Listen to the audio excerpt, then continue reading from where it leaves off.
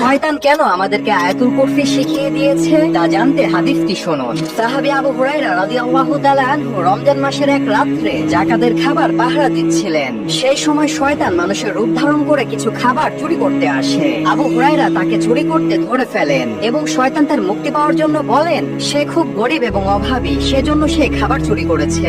আবু হুরায়রা তার কষ্ট দেখে তাকে ছেড়ে দিলেন। দ্বিতীয় দিনে ঠিক একই ঘটনা ঘটে এবং শয়তান আবারও মুক্তি চায়। সেই রাত্রেও তাকে ছেড়ে দেওয়া হয়। তৃতীয় দিনে শয়তান আবারও চুরি করতে আসে, কিন্তু আবু হুরায়রা তাকে ধরে আর ছাড়লেন না। তখন শয়তান তার নিজের জীবন বাঁচানোর জন্য বলল, তুমি আমাকে ছেড়ে দাও, আমি এর বিনিময়ে তোমাকে এমন একটি জিনিস শিখিয়ে দিব যা করলে তোমাকে আল্লাহ তাআলা শয়তান থেকে রক্ষা করবে।